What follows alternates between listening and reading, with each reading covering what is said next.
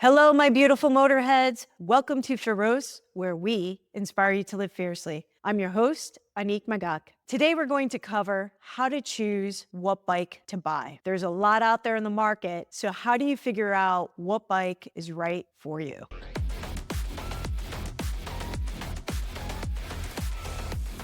So you want to buy a bike, and whether you've ridden before or you've never ridden before, how do you go about choosing what that bike is actually going to be? In this day and age, there are so many motorcycles to choose from. It's insane. And within the motorcycles, like all the motorcycles, there's all these subcategories, and there's all these vehicles that are now being pushed underneath motorcycles, but are perhaps not quite what we would think of as motorcycles and more of two-wheeled vehicles, right? It's just becoming enormous. So it used to be that there were cruisers and sport bikes. Then it evolved. Now, I use those terms loosely, and if anybody wants to challenge me on, the history of motorcycling, yes, I get it. Standard bikes, everything's always existed, but we're just going to kind of simplify things down into these areas. Within these areas, you have American motorcycles, you have European motorcycles, you have Japanese motorcycles, and then the rest of the world motorcycles.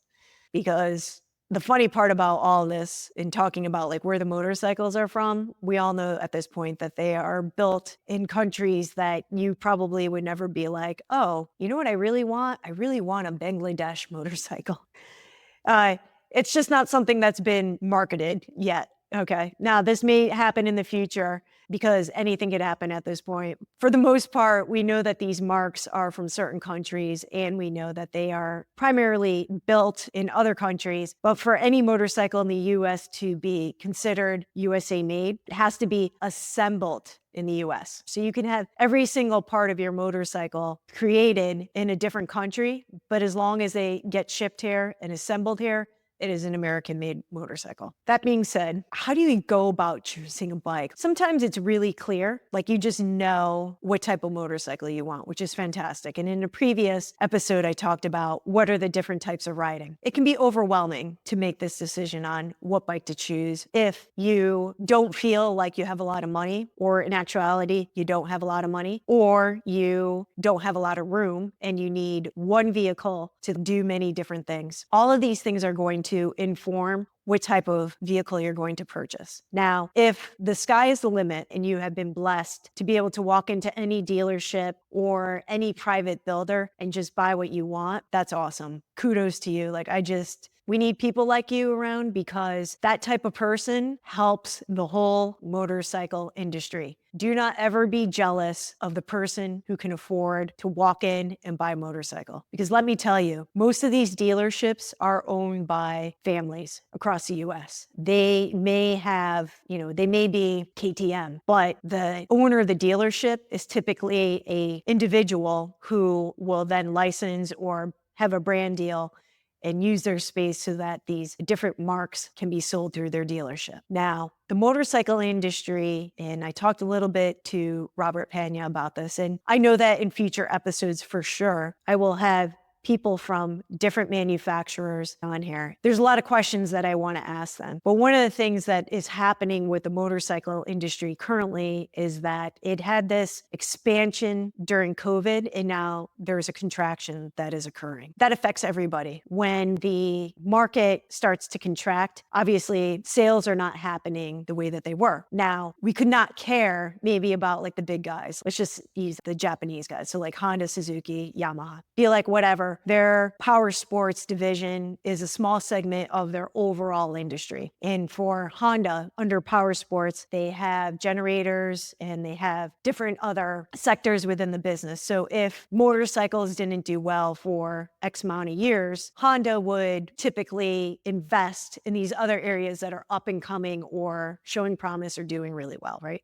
It's the nature of business. When I talk about somebody being able to go in and purchase at full value and why we need those people and should not be jealous of them and just should be thankful, is that they really do end up helping out the little guy. And that comes, again, with the dealerships. These guys have small margins on the motorcycles. Where people or dealerships make money is in service and selling parts. But really these days, it's much more in service. And let's just say maybe in apparel, but most dealers won't even really invest in boosting up their apparel because it's just not a big seller. So like every time you go in, you think like you want to buy a new pair of gloves and they've only got, 3 options. It's because it's just too cost prohibitive for them to bring in a full SKU that any manufacturer would potentially want. If you were to do a contract with Alpine Stars as a dealership, their expectation would be that you would carry a certain amount of men's, a certain amount of women's, a certain amount of kids, maybe a certain spread of jackets versus pants versus gloves versus helmets,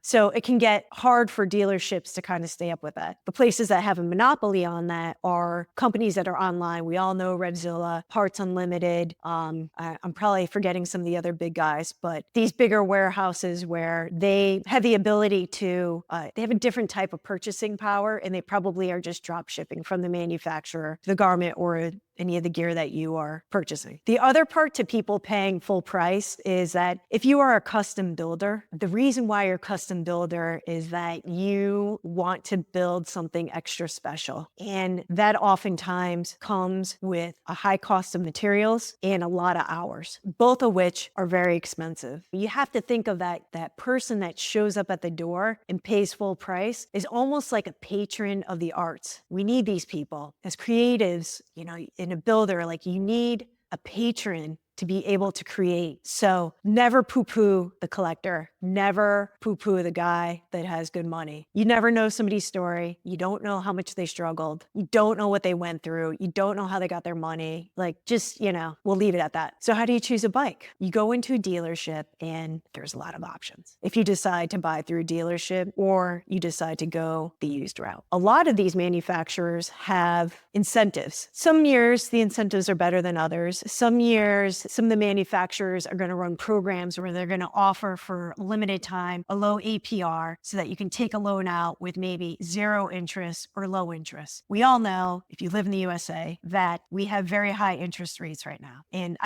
before doing this, I didn't go out and check. And this video is not going to be about me pulling up pie charts and breaking down financials on buying bikes. It's about the psychology of what we choose to buy. These programs can work in your favor if you are smart about how you are spending your money. They can also get you in total deep.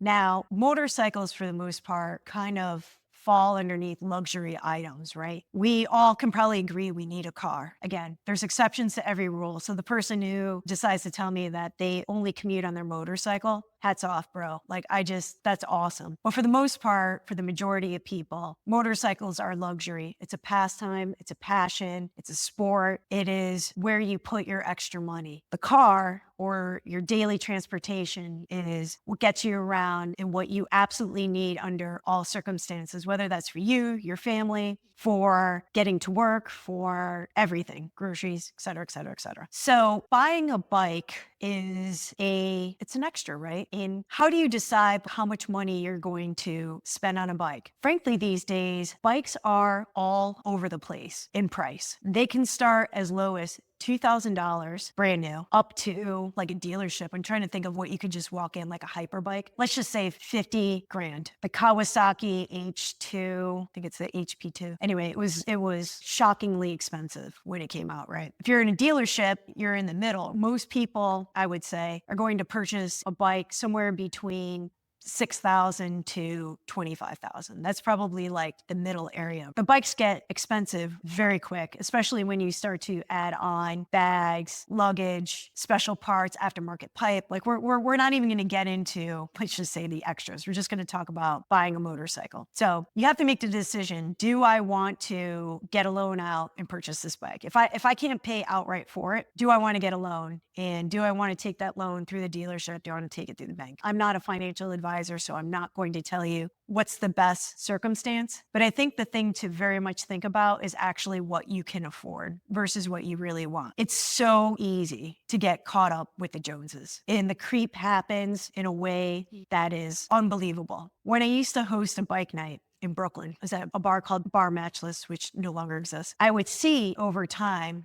people would come to bike night and they would first start riding and they'd like kind of show up in a whoopty. And then like they'd be at the bike night and they'd get exposed to all these other motorcycles that exist. They start meeting friends, they start talking to people. And then the creep happens, where over time, you would see like guys who hung out, they would all start to get the same make, and the bikes would start to get just like a little fancier, little fancier, little fancier. And I'll use Ducati as an example. So guy would show up on a whoopty, and then he might get an intermediate. He might have like upgraded a little bit and gotten some type of Japanese bike as an all-around city bike, kind of banger. And then he would see all these people on Ducatis and be like, wow, that's like really nice. And then creep up and buy a Ducati, right? So then he went from a bike that was like probably $500 to a bike that was $3,000 to, at that time, those Ducatis were probably $14,000. The creep happens. Now, the question is, did those guys have the money, or were they putting everything on credit? It's so easy. Like your buddies are chiding you like, oh, why are you on that whoopty? Like, you could have such a cooler bike. Like, why are you riding that? Why are you riding that? And there's nothing that pisses me off more is when people shame other people for what they're riding. Like, zip it, dude. It is not your business what somebody's riding. Maybe that's all that they can afford. And maybe they don't want you to know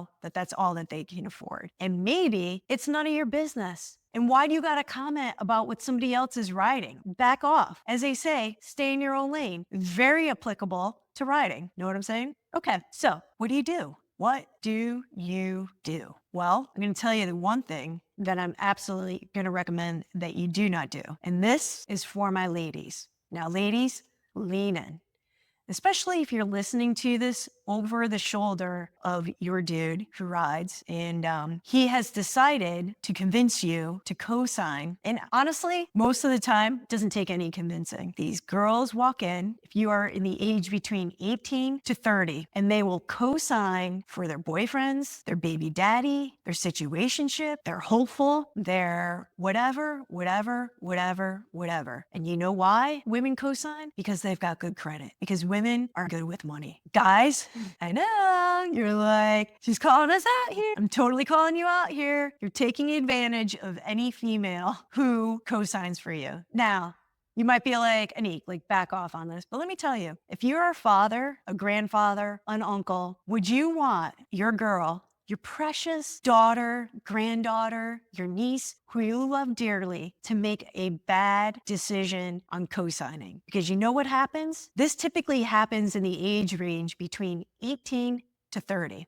I don't think that all humans are fully developed these days until you're like 25. So like we make bad decisions. And when you're that age, and especially if you're male, you are really into taking risks, like really into it. If you have a bike that's co-signed for, not really your bike, you may decide, you know what? I'm just not going to make payments anymore. And they never really think about who has to make that payment. You know who has to make that payment? Your ex-girlfriend. And you know what else? You probably are likely between the ages of 18 to 23 to crash a motorcycle, to get it stolen, or to do something extremely stupid. So that brand new motorcycle that you had some female in your life co-sign for is now a creek because her credit is ruined because of a bad decision you made. So, women, let's unite. Don't do that. I do not believe in living beyond your means. I know that was the way that I was raised, and I value that tremendously because if there's one thing in life that people don't talk enough about, it's finances. I'm not giving you financial advice, except to say, as somebody who has witnessed this over and over and over again, I just have to say, I'm going to save you a lot of grief and headache. Do not co-sign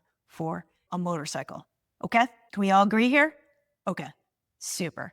moving on. I love the aftermarket. Manufacturers in the US and globally, they're a little bit in a situation with a falling of motorcycle sales. I don't work for a manufacturer, nor do I work for a dealership. So I can say this friend to friend that the aftermarket is awesome. Let me tell you, it is amazing what you can find. Prices are bloated. There's a lot that's happened where because motorcycling became so popular in the past 5 or 6 years that the market went a little crazy and used bikes started to gain in value. Things that were a steal and a fine, a barn find, they fell into your lap. It's a little bit harder now to make that happen. But if you have patience, it's amazing what you can find. The best places to look for motorcycles are Facebook Marketplace, Craigslist, ADV Rider. Those I would say are the top three. Let me include probably the one that should supersede all these other ones is actually word of mouth. Again, got to go and talk to people. But you talk to your motorcycle buddies, some of the best bikes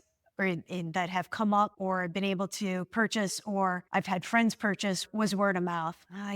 Somebody just saying it on a ride, thinking of selling X, Y, and Z because I don't ride it anymore. And I feel bad that it's just like sitting there. Ears perk up and you're like, really? You're selling that? Like, how much money would you want for it? And then by the end of the night, two people are shaking hands. And the next day, somebody's got an awesome new bike that they're so happy to have that they potentially always admired their friend for having or always thought like, oh, it'd be a cool bike to own, that they now suddenly have the option to purchase first before everybody else. That's the best. That is the best situation because usually the friend is going to give you a pretty good price and you can usually work out a deal. Like maybe you do it in 2 payments or you do it in one. But I have to say, if it's your friend, do not your friends over. Pay the bike off. If you go the route of Marketplace, Craigslist, or ADV Rider, you guys, I know you love your forums. So if there's another place that you can think of that you love to purchase motorcycles from, leave it in the comments below. And that would be a lovely resource that we can all share. So these are trying to keep this like somewhat short. These are my recommendations, but I'm all open to you guys sharing. And I would love to learn about some other avenues that I haven't thought of or I just brain farted and didn't think to include in this. The used market. I don't believe in living beyond your means. It is amazing what cool motorcycles you can find. I also like things that are unique. There's so many motorcycles out there that were bought and just not ridden that much. I get wanting to have the latest and greatest, and that's super fun and it's exciting and it's exhilarating. The entrance with a used bike, the great thing about it is that it's a lower end of entry, so the risk doesn't seem as high. I bought my one and only absolutely brand new motorcycle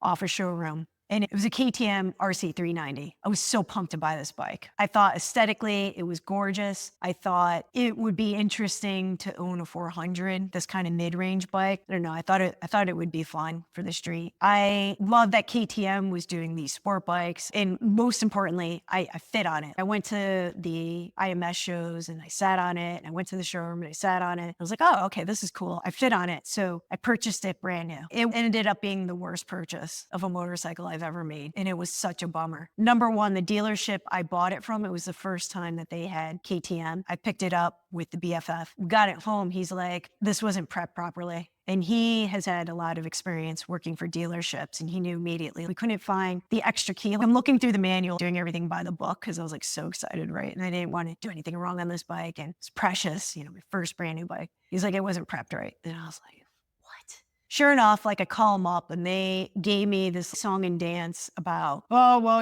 we've never had KTM before. And like somebody must have overlooked it. I'm like, no, that's not my problem. You guys were not trained properly or whoever did the work wasn't paying attention the day that the training happened. Regardless, not my problem. I just paid for this bike, fix it. Which then at that point I was like, no, I don't want him to fix it. The secondary thing that sucked about that bike was that I didn't have the opportunity to test ride it before I bought it. Typically, when you buy used, you can ask the owner, hey, can I ride the bike? And then you can kind of see how it feels. You can just see if it's right or if there's any problems with it, anything like that. When you're from a dealership, it's an active fee. I bought it without test riding this bike. I didn't have an opportunity to. There was no one within my circle that owned one. Well, ends up If you ride that bike for more than 50 miles, everything on your body goes numb. I could never have foreseen that. It was a single cylinder. So there's a lot of vibration, but I did everything to try to mitigate that. We did everything. And I'm not even going to go into, it's not even worth going into. But not only were my hands so numb that I couldn't feel the controls, in addition, which I've never had on a motorcycle, my ankles and feet were completely numb. The angle was cutting off circulation to my feet. I mean, it was all just. Now, where these bikes, the reasons why they are so popular is that they're used on the track. They're like the perfect track bike. And you would never know this because on the track, the longest you're doing a session is 20 minutes. So you wouldn't go beyond that 50-mile threshold to know that the bike is miserable to ride. At this point, this was a number of years ago, so perhaps they have changed the design and they've worked this out. I'll give KTM the benefit of the doubt on that. My point with this was I bought a new bike. This happened. Oh, and within 1,500 miles, the starter went and something else went. I don't remember. Not important. The point was I was so mad and I was so upset because I finally got a brand new bike. Finally, like I wanted a brand new bike. Finally got it and it sucked. It is the only bike that I sold that I lost money on. But I was so happy when this guy picked it up because I didn't want to see this bike ever again. I was just like, yeah, fine, just take it. It was like below my asking and the guy got a great deal. So I had to take that loss. I've been super fortunate that almost every other motorcycle that I have bought and sold, I made money on. So what are you going to do? My point with this is, though, that if you buy new and you haven't test ridden the motorcycle or you're not familiar with that brand, there is a potential that you're going to be disappointed. Another thing about buying brand new, full price, is you have to be much more cognizant of taking care of that motorcycle, right? So there's this level of stress that occurs of not wanting the new thing to get scratched, dinged, dented, hit.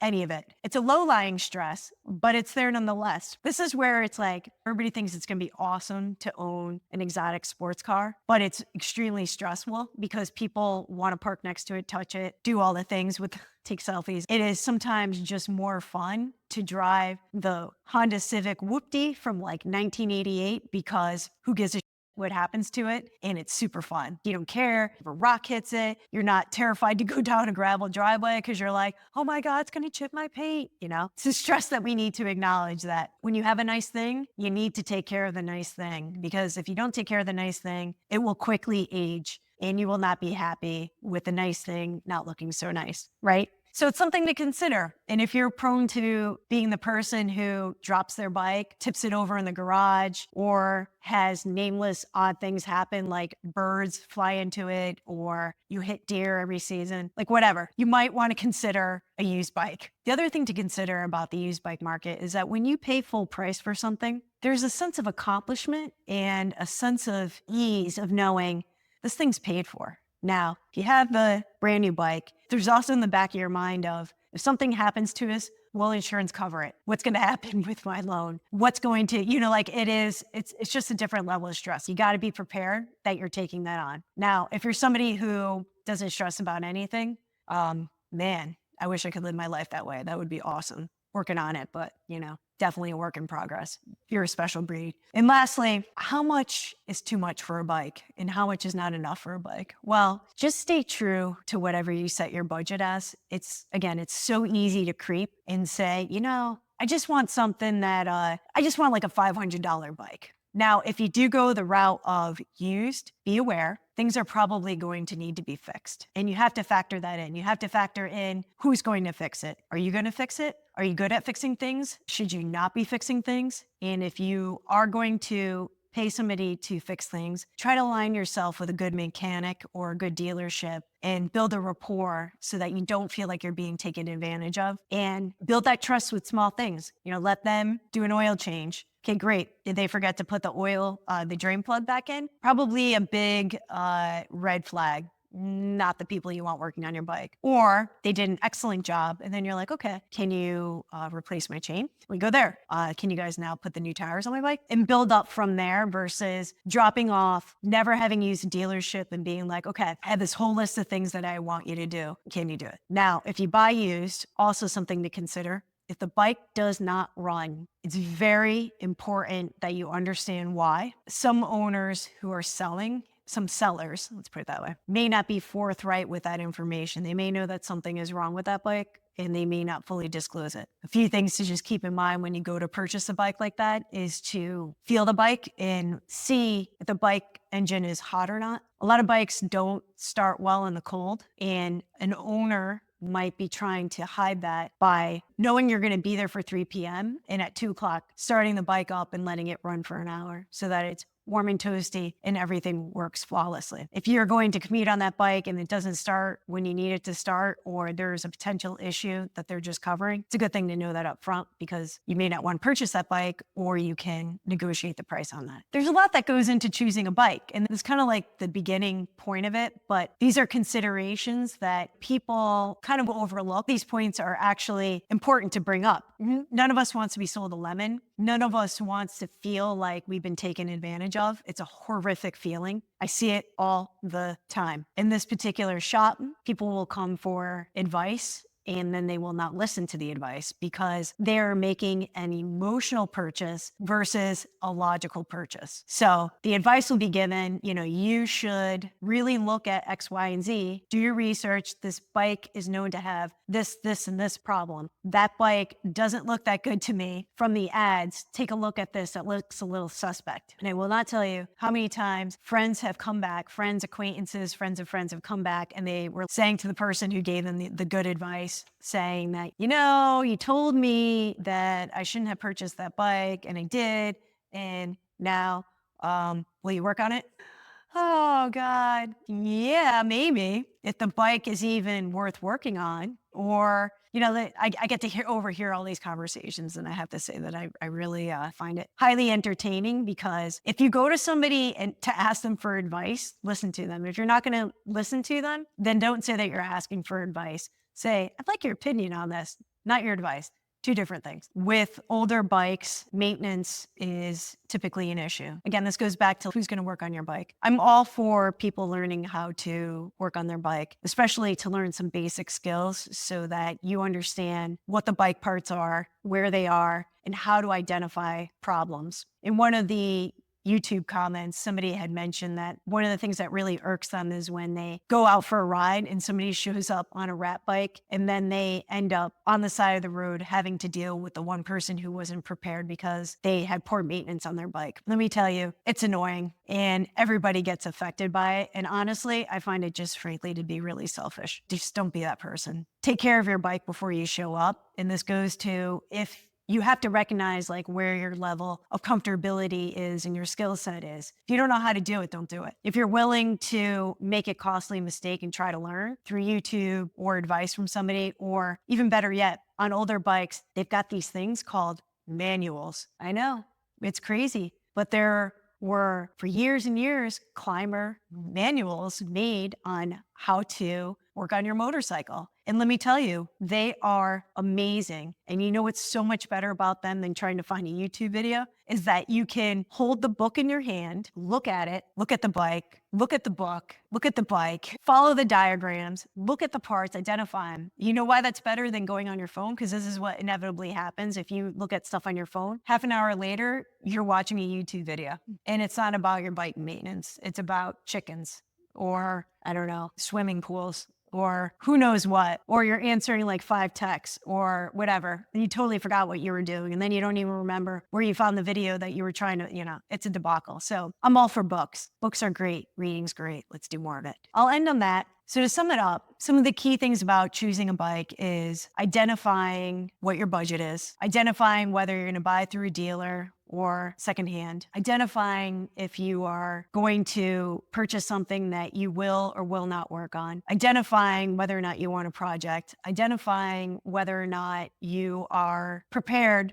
to take responsibility for whatever that motorcycle might be, and being prepared to understand what the maintenance costs and the parts actually cost. It can quickly escalate, and it may not. You could end up with a bike that just requires nothing except gas, and draining the gas at the end of the season or putting fuel stabilizer in it.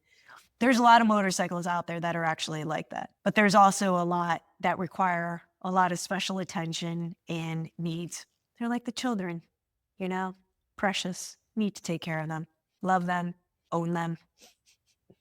So to sum it up, what are we going to do when we choose a bike? We're going to decide whether we're going to go the dealership route or the aftermarket route. We're going to decide on a budget, or we're going to decide whether or not we're going to finance or not finance it, which technically you can finance a bike if you buy it secondhand, but it's a little harder process. We are not going to ask any woman in our life to co-sign a loan. If you cannot afford it, don't buy it. There are so many awesome options within your budget. I promise you. You might have to get creative. It may not be your dream bike right now, but you will get that dream bike at some point in the future. I guarantee you it will happen if you put your mind to it. I truly believe that. I'll end there. As always, my friends, please like and subscribe. I appreciate it. I appreciate all the comments. And as always, ride smart. Ciao.